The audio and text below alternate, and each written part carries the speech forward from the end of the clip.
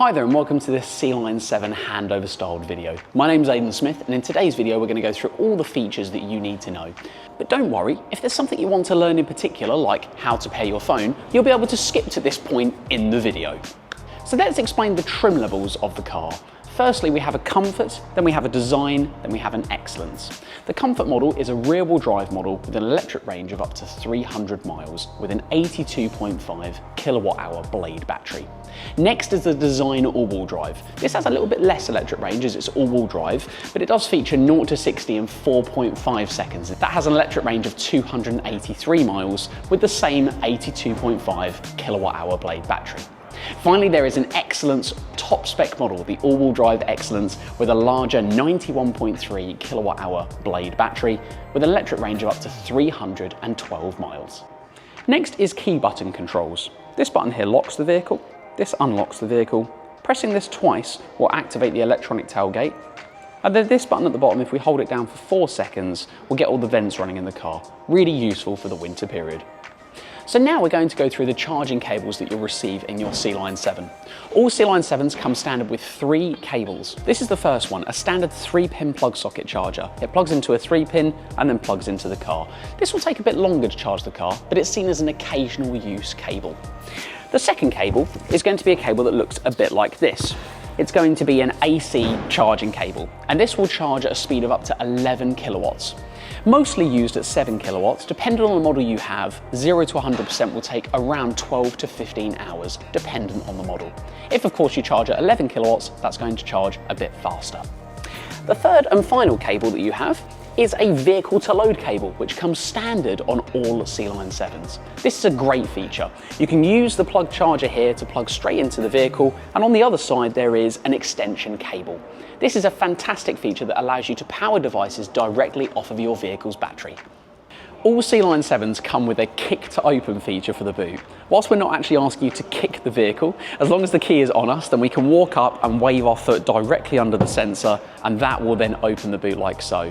We need to do it in that type of pattern as there's a sensor located underneath in order for that feature to work. The car also comes with an electronic tailgate.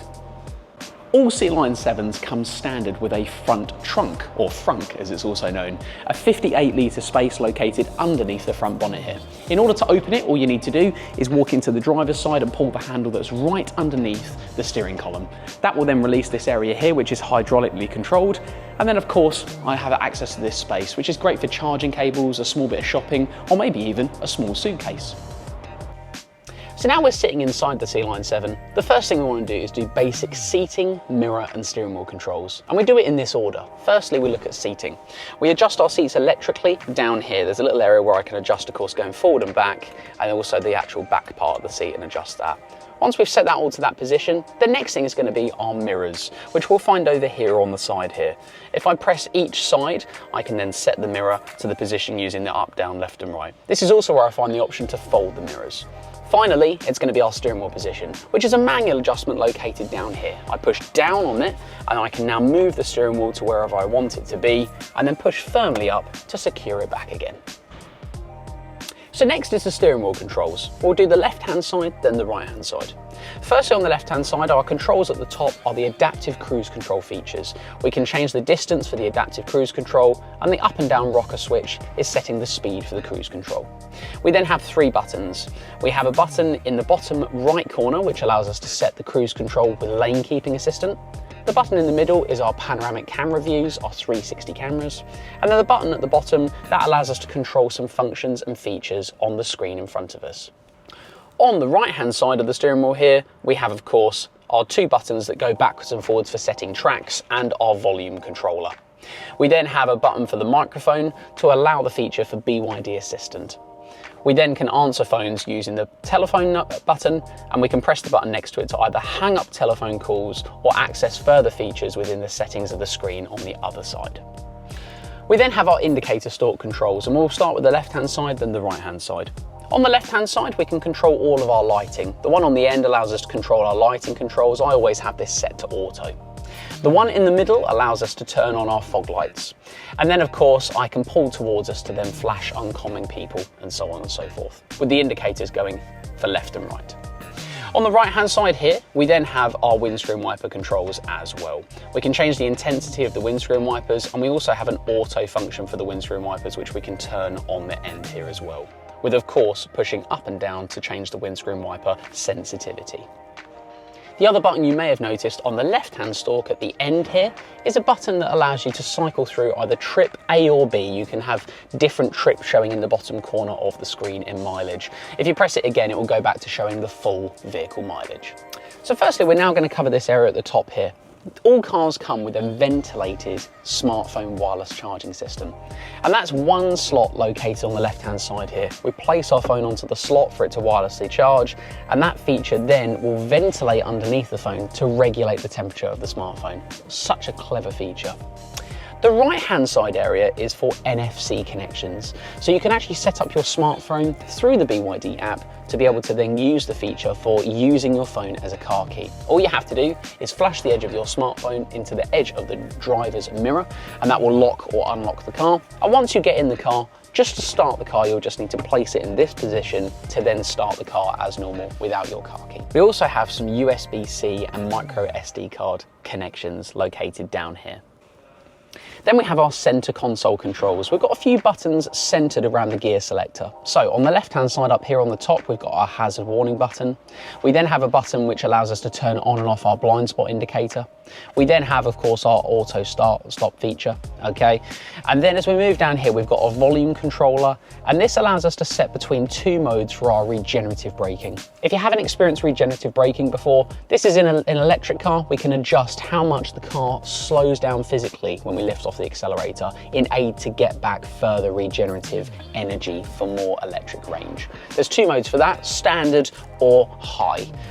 On this side, we have an auto feature for the air conditioning. We can turn the air conditioning on and off, and then a shortcut for our front windscreen. We can also change the driving mode for the car into sport mode or eco mode, and this is of course our start-stop button. The last thing for me to mention is our cup holders here, which actually have a really cool feature. On both sides, you can actually push down to allow larger bottles to be in, and then just press the button and it will bring it back to that higher level. A great feature. Next, we're going to go to air conditioning controls. Now, there's a great shortcut feature that you'll find in all BYD products, which is where you use 3 fingers on the screen for up and down, and it will allow you to change the temperature of the air conditioning. The next thing it will allow you to do is if you move left or right, it will allow you to change the intensity of the air conditioning. Great shortcut feature. But if you want to access all of your air conditioning and heated seats and everything like that, right in the center of the screen at the bottom, we press a button and we can access everything inside the car and control all of our features from there. You can also control in the setting here the ventilation and heated seats features, of which the front seats are heated and ventilated and the rear seats are heated. The next thing I'd like to mention is this little camera here that's located in the corner of the cabin. This is our driver attention monitoring and driver frequency monitoring. What it's doing is 2 things. It's looking to see if A, I'm paying attention to the road and not being distracted by anything. And the second thing it's also doing is checking to see if I am tired and or drowsy whilst I'm driving. So you may see that little warnings come up on the screen to notify you to make sure that you're paying attention. I'd like to point out that through the settings you can turn this feature off, but dependent on settings through our ADAS technologies, some settings you can turn off and it will reactivate at next start, and some you can turn off altogether, so just be aware of that. The last thing I'd like to mention about it is not recording the driver. It is a camera sensor that is detecting whether I am paying attention and driving as safely as possible. Next is our touchscreen controls. In the corner of the screen, you'll see that there is a button where I can press to change the screen orientation of the BYD screen. All of our vehicles have this from standard. It is a fantastic feature and allows you to change the orientation based on what your needs are. Now I can press the button again to take it straight back to the position of landscape. It's up to you how you wish to use it. Then I have a button down here which allows me to change a split screen feature, so I can have 2 different screens on of certain features. If I press the next button, it allows me to go through to the actual app features and change all the apps and look into certain areas of the features. And then if I follow it along, I've got, of course, my air conditioning controls. I've got my general vehicle settings under the picture of the car. I've got a home button, which takes me back to home. And you can actually set in the settings for home to show you a map as a background or a picture as a background. So you've got lots of configuration and controls in the BYD SEALION 7. If your vehicle is the Excellence trim, it will be equipped with a head-up display. We can access the settings by going to the picture of the car icon, and we can go into Vehicle. And as we go into Vehicle, you'll see a little drop down which allows you to access the HUD, or head-up display. In there, you'll be able to access the height, you'll be able to change the brightness, and also what is featured directly onto the head-up display. A great feature. Next comes phone pairing. There's a few things to mention at this point. If we just want to pair a phone in a simple way, we can press the picture of the car icon at the bottom, and when we go into there, you'll see that there's a system feature, and we can go to connected devices and add a connected device. But we may need to connect a device for different reasons. So Bluetooth, of course, is the first thing. But the next two things is going to either be Apple CarPlay or Android Auto. Depending on the smartphone and compatibility that you have, these features are both wireless in the car and allow you to benefit from the full features of those manufacturers. To pair a phone, just hit Add and then follow the instructions on both your device and the car to continue pairing to the vehicle. In this center screen, there's actually a number of shortcut features. You can swipe down from the top of the display and access a number of shortcuts that you can customize to your liking, which leads me to a conversation about ADAS technologies. If we just click the button of the car in the bottom of the corner of the screen, there's a selected area of ADAS. And ADAS is advanced driver systems in the car, things such as our blind spot recognition, our lane keeping assistant, all those sorts of things, traffic sign recognition. All these technologies are really useful, but some of them, of course, are helping us for safety, and some people wish to turn them off. In this area, this is where you can turn them off. And I'd like to just point out that depending on the ADAS technology, some features will reactivate at next vehicle start. Next is our 360-degree cameras, which is a fantastic feature that's standard in the SEALION 7. We press the button on the steering wheel and it activates our 360 camera system. We can then press different buttons to see different views of the cameras around the car. I've even got a button that I can press which actually shows the car transparent. This is really useful for showing road positioning on the road, or if you're parking in difficult parking spaces, etc. It's a fantastic feature inside this car. And then, of course, there's BYD over-the-air software upgrades. Thanks to this feature, you'll be able to over-the-air software update your car from inside your car without visiting a retailer.